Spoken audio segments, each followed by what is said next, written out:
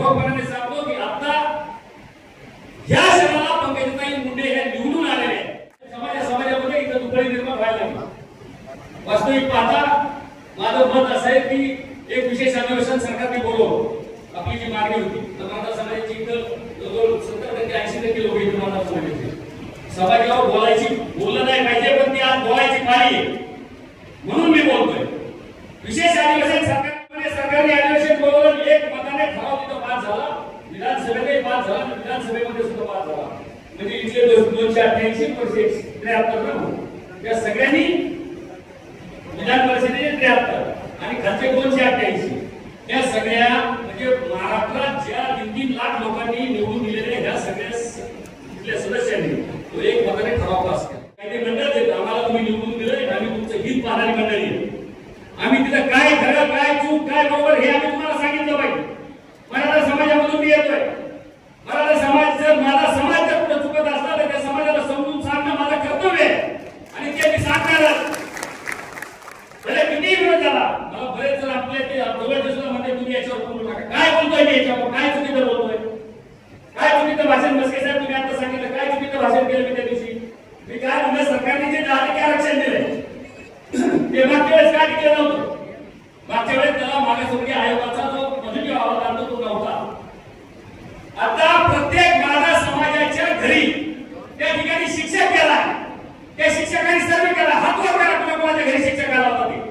हात वर करायचे कार्यकर्ते ज्यांच्या घरी शिक्षक आला होता ते. प्रत्येकाच्या घरी त्या ठिकाणी शिक्षक येऊन गेला. त्या शिक्षकांनी सर्वे केला. सर्वे करून त्यांनी ती भूमिका सगळी सरकारला दिली. मराठा समाज कशा पद्धतीने मागास आहे हा अहवाल सरकारला दिलाय. सरकारने तो अहवाल म्हणजे मागासवर्गीय आयोगाने तो अहवाल जमा केलाय, तो सरकारला सादर केला. आता जे आपल्याला सुप्रीम कोर्टामध्ये मागच्या वेळेला टिकलं नव्हतं त्याचं एक प्रमुख कारण हे काही इतर जे थोड्याफार त्रुटी होत्या त्या आता त्याच्या प्रमुख कारण महाराष्ट्राचे मंत्री या ठिकाणी असलेले कॅबिनेट मंत्री धर्मो ते याच्याबद्दल बोलते. मी विधानसभेमध्ये एक सदस्य आहे. विधानसभेमध्ये 288 सदस्यांनी याला पाठिंबा दिला, सगळ्या मंत्र्यांनी याला पाठिंबा दिला आणि कोर्टामध्ये ते टिकणारच आहे. त्याच्यामुळे मी विनंती खाली करतो की हे खाली जाऊन आपण समजून सांगितलं पाहिजे. दुसरी आपली मागणी काय याच्यामध्ये ओबीसी मध्ये आम्हाला सगळ्याला घ्या. इथं बसलेल्या एखाद्याने पत्रकार सगळे तज्ञ माणसं एखाद्याने मला समजून सांगा की बिगर पुराव्याचं ओबीसी मध्ये कसं जात आहे. 58 गावांमध्ये आपल्याला पुरावे दिले. 58 गावांमध्ये त्या ठिकाणी हजारो माणसं त्या ठिकाणी ते पुरावे निघले. हजारो माणसांना त्या ठिकाणी कोणतीचं सर्टिफिकेट मिळालं. त्याच्या आता सगळ्या सोयऱ्याच्या बाबतीत त्याच्या चुलत मिळत सगळे इतर मी सांगतो काकासाहेब शिंदे त्यांचे एक पूर्वजाचं नाव निघलं तर 150 लोकांना त्यांच्या कुटुंबातल्या 150 जणांना त्या सर्टिफिकेट मिळालं. त्यांचे मुलं सगळे हे त्याच्यामुळं माझं असं म्हणणं आहे की हे ज्याचा पुरावा निघला त्याला 100% ओबीसी मध्ये जाता येईल. पण ज्याचा पुरावा नाही निघला त्याला ओबीसी मध्ये जाता येणार नाही. ते बॉर्डर टिकणार आहे हे तुम्हाला काही समजून सांगणं गरजेचं आहे. काय चुकीचं बोलतोय मी याच्याबद्दल? सगळे सोयऱ्याचा जो कायदा आहे तो लागू झाला पाहिजे ह्या मताची आम्ही त्याबद्दल आमचा पाठिंबा आहे. सरकार त्याच्याबद्दल विचाराने नाही. सरकार ते भविष्यामध्ये करणारच आहे. पण ते करत असताना आज जर आपण समजा हे जर विष खाली घालवलं, आज जर आपण समजा आपल्या कांड्यावर जर चाललो तर भविष्यात लक्षात घ्या माणसात माणूस राहणार नाही. आपल्याला प्रत्येकाला जी जुनी गावगाड्याची जी रचना केली ती प्रत्येकाची गरज प्रत्येकाला आहे. सगळे समाज 18 बोलू दे 12 बोलू दे धरून सगळ्यांना एकत्र केलं असतं. ती गावगाड्याची रचना जी जुन्या माणसांनी केली आहे ती रचना टिकली पाहिजे. एकामेकाला आपल्याला एकामेकाच्या सुखदुःखात गेल्याशिवाय तिथे जमणार नाही. एकामेकाच्या खांद्यावर आपल्याला जायचंय. तात्पुरतं आपण तिथे राहायला नाही. त्याच्यामुळे कुठलेही 2 समाज असतील 10 समाज त्या गावाचे असतील सगळ्याला एकत्रित राहावं हेच मला तुम्हाला या ठिकाणी सांगायचं. हे आपण सगळ्यांनी आणि जाऊन समजून सांगणं गरजेचं आहे आणि हे चुकीचं नाही. 10% जे मिळाले ते सरकार टिकवणार आहे. त्याच्यामुळे त्याबद्दल सुद्धा सगळ्यांनी या ठिकाणी विचार करण्याची गरज आहे. मी सुद्धा त्याच्यामध्ये आंदोलन आम्ही सुद्धा केलं. मी मंत्रालयाच्या तिथं मंत्रालयाचं गेट आम्ही बंद केलं. कधीच आतापर्यंत मंत्रालयाचं गेट बंद झालं होतं. आम्ही 25 आमदारांनी त्या ठिकाणी मंत्रालयाचं दार आहे तिथं बरोबर केलं आणि हे मराठा समाजाला आरक्षण मिळावं म्हणून महात्मा गांधींच्या पुतळ्यापाशी त्या ठिकाणी उन्हात आम्ही सगळेजण 8 तास उपोषणाला बसतो. आता घरी उद्या राज्यपालांचा सुद्धा गेट आम्ही बंद केलं होतं. कारण राज्यपालांना विशेष अधिवेशन बोलवा म्हणून आम्ही त्या ठिकाणी संघर्ष केला आहे. नुसतं खाली आम्ही इथे चर्चा करून एकामेकाचं मन दूषित करत नाही. खाली ज्या कमेंट केले जातात, खाली जे पोस्ट केले जाते, त्या थांबल्या पाहिजे. ते मला म्हणते कशा थांबल्या पाहिजे लक्षात घ्या. खाली रक्त मराठ्याचं रक्त कशाचं रक्त सेल काय होतं हे जर आपण जर बोलत गेलो तर आपल्या एकामेकामध्ये आपलं भविष्यामध्ये हे धोक्याची घटना आहे तुम्हाला मी सांगतो. त्याच्यामुळे सगळ्यांनी या बाबतीतला विचार केला पाहिजे. दुसरं आता जो निर्णय घेतला तर काही ठिकाणी आम्हाला प्रश्न विचारले की तुम्ही भारतीय जनता पार्टी बरोबर गेला. ठीक आहे, भारतीय जनता पार्टी बरोबर आम्ही गेलो. आमच्या नेत्यांनी ठरवलं तिथं. नेत्यांनी ठरवल्यानंतर 43 आमदार जवळ 45 आमदारांनी आम्ही निर्णय घेतला. 53 पैकी 45 आमदारांनी निर्णय घेतला. का निर्णय घेतला तर आपल्या मतदारसंघाची कामं राहिलेले होते. आपल्या मतदारसंघामध्ये आता अजितदादांसोबत गेल्यानंतर मी तुम्हाला यादी या ठिकाणी वाचून दाखवतो. तेवढे काम या ठिकाणी आता आलेले. किती दिवसात आहे 5-6 महिन्याचा फक्त काळ झालाय. त्या काळामध्ये हे काम आले. आपल्या इथे 172 कोटीचं हॅमचं काम एक पाडून तालुक्यात आलंय. जे जवळगिरीपासून पाचंगिरीपर्यंत रस्ता जोडला जाणार आहे. त्याच्या सुद्धा आता निविदा प्रसिद्ध झाली. आता थोड्या दिवसात ते काम चालू होईल. दुसरं 110 कोटी रुपयाचे बंधाऱ्यावर आपली स्थगिती होती. आता 110 कोटी रुपयाचे बंधारे या मतदारसंघात चालू आहे. काटेगावला चालू आहे, दुर्गणला चालू आहे, देवीनगरला चालू आहे, नांदेडला चालू आहे, फुटेपडला चालू आहे. त्याच्यानंतर देवळालीचा सुद्धा बंधारा चालू होणार आहे. इकडे ब्रह्मगावला झालाय. कोण पाहिजे सांगतो सगळे पूर्ण बंधारे आता चालू आहे. तिथेच कामं झाले पाहिजे या मतात आम्ही. मागच्या काळात वकीलची वकील उचलले गेले तसं आपण करणार नाही. तुम्ही या 5 वर्षाच्या काळामध्ये तुम्ही सगळ्यांनी पाहिलं असेल की प्रत्येक गावामध्ये मोठ्या प्रमाणात निधी आणायचा प्रयत्न मी केला. आणि निधी जर आणायचा असेल तर आपल्याला प्रवाहाबरोबर राहावं लागते. प्रवाहाबरोबर जर नाही राहिलं तर काहीच होत नाही. 1108 कोटी रुपयाची जी योजना तिच्यावर स्थगिती आली होती. ती योजनेची स्थगिती उठली. तिथे टेंडर झाले, त्याची वर्गात झाली. पहिल्या पंप हाऊसचं काम सुद्धा सही चालू झालंय. कारण त्याला ते गडबडीने काम करायचंय. आज चीफ इंजिनियर त्याच्या विजिटला आहे. आज ते घोगरे साहेब चीफ इंजिनियर झाले ते तिथे विजिटला आहे. का विजिटला आहे तर पाऊस यायच्या आत त्या पंप हाऊसचं काम वरती आलं पाहिजे. नाहीतर परत वर्षभर 2 वर्ष आपल्याला ते काम करता येणार नाही.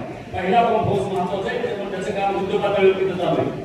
त्याचं उद्घाटन सुद्धा आपल्याला धनंजय मुंडे साहेबांच्या नेतृत्वाखाली या ठिकाणी आचारसंहिता संपल्यानंतर करायचंय. मुख्यमंत्री आणि दोन्ही मुख्यमंत्र्याला आपल्याला इथं बोलवायचंय आणि त्याचं उद्घाटन आपल्याला या ठिकाणी करायचंय. आणि ते करत असताना त्या वेळेस फक्त एकच मागणी आपल्याला करायची. राहिलेलं 4 टीएमसी पाणी आम्हाला द्या. ते राहिलेलं 4 टीएमसी पाणी जर दिलं तर मी एक तुम्हाला इथं सांगतो. फक्त मैदान मोराळेकडचे 2-3 गावं जे जास्त उंचीवर तेवढेच राहतील. आणि या तालुक्यातली इंचभर सुद्धा जमीन पूर्ण राहणार नाही. कारण 5.68 टीएमसी पाणी म्हणजे किती पाणी? 5.68 टीएमसी पाणी म्हणजे 12 मित्रीचे तळे. किंवा तुमच्या तालुक्यात आता जेवढं पाणी आहे तेवढं पाणी, जेवढे तलाव आहेत तेवढा पाण्याचा सपोर्ट जर आपल्याला बाहेरून मिळाला, आपल्या इथं पटारा पाऊस आणि बाहेरून हा सपोर्ट मिळाला, आपला सगळा भाग बघायला होत आहे. त्याच्यामुळे मी हात जोडून आपल्याला सगळ्याला विनंती करतो या चुकू नका. मी आता जे 1100 कोटीची योजना त्याच्यानंतर आष्टी माळा शिरूर तालुक्यात 90 कोटी रुपयाच्या विविध म्हणजे बिल्डिंगला आपण त्या ठिकाणी मंजुरी आली. महसूल कर्मचारी निवासस्थान असेल, पाटोद्याचं महसूल कर्मचारी निवासस्थान असेल, पाटोद्याची प्रशासकीय इमारत असेल, शिरूर मध्ये तर नवीन तालुका आहे त्या ठिकाणी त्याला सांगा. आता माझ्या काळातच तिथे बऱ्याचशा छोट्या साहेबांच्या काळात पंचायत समिती ते सगळं झालं. आता सुद्धा राहिलेलं बिल्डिंग आपण तिथं मंजूर केलं आहे. कृषीचे सुद्धा कार्यालय आपल्याला 2 याच्यात मंजूर झाले. आमच्या इथं राहिले कृषी मंत्री स्वतः इथं बसले. ते लगेच आचारसंहिता संपली की आपलं ते कृषीचं कार्यालय सुद्धा त्या ठिकाणी मंजूर होईल. हे सगळे जर कामं करायचे असतील तर आपल्याला प्रवाहाच्या बरोबर चाललं पाहिजे. जे वारंवार आपल्याला सांगते भावनिक चालणार. दुसरं 50 कोटी रुपयाच्या रस्त्याची काम आता मतदारसंघामध्ये सगळीकडे चालू आहे. 30 कोटी रुपयाचे 25-15 आपण सत्तेमध्ये गेल्यानंतर या नवे पैसे मी तुम्हाला सांगतोय. 30 कोटी रुपयाचे 25-15 अंतर्गतचे पैसे आपल्याला आले. 5 कोटी रुपये पर्यंतचे पर्यटन विभागामध्ये सुद्धा पैसे आले. त्याच्यामध्ये आपण जे म्हणले आपले पर्यटन स्थळ आहेत त्या ठिकाणी ते पैसे दिले. 3 कोटी रुपये अल्पसंख्याक विभागाला आले. त्याच्यानंतर मुख्यमंत्री ग्राम सडक योजनेचा 35 किलोमीटरचा आता आचारसंहिता संपली की त्याचं प्रशासकीय मान्यता होणार आहे. ते सुद्धा 35 किलोमीटरचे रस्ते आपल्या मतदारसंघामध्ये होणार आहे. हे सगळं जर करायचं असेल तर आपल्याला पंकजाताई मुंडे यांना निवडून द्यावं लागेल. ते आपण सगळं भविष्यामध्ये आपल्या काही जे योजना आहे ते आता ते धर्मवून या ठिकाणी सांगणार. आम्हाला आमची एकच मागणी आहे की आचारसंहिता संपल्यानंतर शिंपुरा ते फुटे भरपूर तिकडे गेले होते 200 घेतला. त्या योजनेचं उद्घाटन तुमच्या उपस्थितीमध्ये आणि मुख्यमंत्री आणि मुख्यमंत्र्यांच्या उपस्थितीत कॉन्स्टिट्युएन्सीमध्ये ती आपल्याला करायची, ती जिम्मेदारी आपण त्या ठिकाणी घ्यावी. आणि ते उद्घाटन जर झालं तर त्या उद्घाटनाच्या वेळेस आम्हाला फक्त आमची एकच मागणी राहील की राहिलेलं 4 TMC पाणी आम्हाला द्या. ते राहिलेलं 4 TMC पाणी मिळालं या तालुक्याला परत कुठं बाहेर ऊस तोडायला आपल्याला जायची गरज नाही, कुठं बाहेर कामाला जायची गरज नाही. त्याच्यानंतर आता एक नाशिक जिल्हा रुग्णालयाचा जो विषय तो सुद्धा संभाजीनगर ते कॅबिनेटमध्ये त्याला मान्यता मिळाली. तर त्याच्या जागेचा प्रश्न होता, तोही मी मार्गी लावून आचारसंहितेत संपायच्या आत रामाच्या स्टेजला मी निवडून ठेवतो, त्या ठिकाणी आपल्याला लक्ष त्या ठिकाणी द्यावं लागेल. दुसरं आष्टी येथील सिना नदीवरील 6 गाडीचे गोवाचा सर्वे चालू हे सुद्धा SNTC पार करून मी आचारसंहिता संपायच्या आत ते मुंबईला आणतो. त्याची पुढची त्याला सुद्धा मान्यता संभाजीनगरच्या कॅबिनेटची मिळाली. त्याच्यामुळे ते सुद्धा बांधणे आपल्याला करणे गरजेचं आहे. शिरूरमध्ये 2 आहेत, नाशिकमध्ये 6 गाडी आहेत. आष्टी तालुक्यातील काही पाझर तलावांचं आपल्याला साठवण तलावामध्ये रूपांतर करायचं आहे. तर ते राठोड साहेबांकडे ते प्रस्ताव मी तोपर्यंत नेतो. राठोड साहेबांकडे तेवढे प्रस्ताव जर आपण करून दिले तर निश्चित प्रमाणात ते सुद्धा कामं मार्गी लागेल. तालुक्यात मोठ्या तलावातील कॅनलच्या कामं, कारण काही कॅनल जे आपले विक्री असेल, बिबिंगाव असेल, नाणेगाव असेल किंवा रुटी असेल, रुटी हा तर निजामकालीन तलाव आहे आणि बाकीचे 62 ते 67 ठिकाणात झाले तलाव आहे. त्याच्यामुळे त्या तलावाची कॅनलची अवस्था आता वाईट आहे. इरिगेशन खाली व्हायला पाहिजे म्हणून त्या कॅनलच्या लाईनिंगचे प्रस्ताव आपण पाठवलेले ते प्रस्ताव सुद्धा आपल्याला मंजूर करायचे आणि ते सुद्धा काम आपल्याला करून घ्यायचे. त्याच्यानंतर राष्ट्रीय येथील ग्रामीण रुग्णालयाचे ते राष्ट्रीय ग्रामीण रुग्णालय हे कड्याला शिफ्ट करायचे. इथं उपजिल्हा झाल्यानंतर ते कड्याला शिफ्ट केलं तर हे आमच्या गावचं आमच्या तालुक्याचं सेंटर पॉईंट पडतं आणि त्या ठिकाणी जर ते उपजिल्हा रुग्णालयाचं आपलं ग्रामीण रुग्णालयाचं झालं तर लोकांची सोय त्या ठिकाणी होईल. हे सगळे कामं आपल्याला त्या ठिकाणी करायचं. पण त्याच्यातही जर त्या ठिकाणी निवडून जर आपण त्यांना दिलं ते येणारच आहे, पण आपल्याला लीड मोठ्या प्रमाणात द्यायचं. आपल्या मतदारसंघातून रात्रभर मी तुम्हाला सांगतो 1 लाख मताचं लीड त्याला गेलं पाहिजे. येणार आहेत का एकदा वर हात करून सांगा, खाली समजून सांगणार आहेत का? 3 तासभर झालं बोलतोय ते जर लक्षात नसलं आलं तर संध्याकाळी 10 वाजेपर्यंत तिथे बसणार आहे. एका समजून सांगतो 10 वाजेपर्यंत इथून हलणार नाही. परत तुम्हाला सगळ्याला समजून 10 किलो आपण द्यावा. लक्षात घ्या, आपल्याला ह्या सगळ्या बाबी मी ज्या सांगितल्या या गावात जाऊन समजून सांगावं लागतं. गावातले जे पोरं आहेत त्यांना आपल्याला याच्यामध्ये विचारात घ्यावं लागणार आहे. जे पोरं विरोध करण्यात आले पोरं हे बरोबर आहे, हे बरोबर आहे असं आमचं म्हणणं आहे. मी तुम्हाला समजून सांगितलंय कसं बरोबर आहे, ते कसं टिकणार आहे हे समजून सांगितलंय. ओबीसी मध्ये सगळे जाणार नाहीत हे कसं ते सुद्धा तुम्हाला समजून सांगितलंय. सगळे सोयऱ्याच्या कायद्याच्या बाबतीत आमचं सगळ्यांचा त्याला पाठिंबा हे तुम्हाला समजून सांगितलंय. आणि हे जे आरक्षण आपल्याला जे मिळालंय मी इथं श्रेय आम्ही घेतलाय. जरांगे पाटलांनी त्या ठिकाणी आंदोलन केलं आणि त्यांचं आंदोलन झालं म्हणून हे आणि हे बाकीचे सगळं याच माणसाला हे सगळं श्रेय आम्ही त्यांना श्रेय देतो. कारण त्यांनी हा समाज जागा केला आणि त्यांनी समाज जागा झाल्यानंतर हा समाजाचा फायदा त्याच्यामध्ये झाला. त्याच्यामुळं आपण सगळ्यांनी याच्यामध्ये लक्ष ठेवून पाहिजे. नुसतं आता इथून गेले लोक बसले तर चालणार नाही. सगळ्यांचे पेटे उभे दिसणार आहेत. लक्षात घ्या, पालकमंत्री आहेत, मी पण आहे. आणि लक्षात घ्या की जे काम तुम्ही सांगता ते आम्ही केले. तुम्ही अर्ध्या रात्रीला जर फोन केला तर आम्ही उभं राहिलो. तुम्ही काही जरी मागितलं तुमच्या गावात तर ते पूर्ण करण्याचा प्रयत्न आम्ही केला. आणि मग ते करत असताना आज तुम्हाला समजा याच्यामध्ये आम्ही जे सांगतोय ते खाली तळतळीने जर इतक्या तळतळीने लोकांना सांगितलं तर निश्चित प्रमाणात मी सांगतो विरुद्ध जमलेल्या कार्यकर्त्यांनी 100 जर मतं सगळ्यांनी आणली तरी कितीतरी मताचं लीड आहे मतदारसंघामध्ये मिळत. त्याच्यामुळे आतापासून इथून ठरवून जा. काही बोलावं लागेल, आपले कोणी मित्र असतील त्यालाही बोलावं लागेल, कोण चुकत असतात त्यालाही बोललं पाहिजे. हे लोन काय तुमच्याच नाही, माझ्या सुद्धा गावात आहे, आसपासच्या गावात मी तिथे सुद्धा जाऊन समजून सांगणार आहे. मी प्रत्येकाच्या गावात येणार आहे. साहेबही प्रत्येक ठिकाणी त्यांनी दौरा चालू केलाय, मी पण दौरा चालू केलाय. पिंपळगड परदेशी घेतला. त्याच्यामुळे ग्रुप राजकारण बंद करा. एक मुखाने आपण सगळेजण जा. कमळ हे आपलं चिन्ह आहे. 13 तारखेला पकडे जायला जेवढं लीड आपल्या मतदारसंघातून देता येईल द्या. आपल्या आपल्या गावात आता संभाजीराव मगातून मध्ये खाली अडचण आहे, अडचण दूर करा. मी जसं तुम्हाला समजून सांगितलं तसं खाली समजून सांगा. खाली समजून सांगून प्रत्येक गाव त्या ठिकाणी प्लस झालं पाहिजे. आपल्या इथं लक्षात घ्या आपण एकामेकांच्या सुखादुखामध्ये राहणारे माणसं आहे. त्याच्यामुळे आपल्याला दुबळी पडली नाही पाहिजे हे आपण सगळ्यांनी लक्षात घ्या. मराठा समाजाच्या सुद्धा प्रत्येक बूथवर आपल्याला त्या ठिकाणी लीड पाहिजे. काय अडचण असेल जी अडचण पडत असेल ती बाळासाहेबांना येऊन सांगा. कोण ऐकत नसेल एखाद्याला एक आत्या कायद्या पडित असेल त्याला मला सांगा, मी त्याचे पाय धरतो.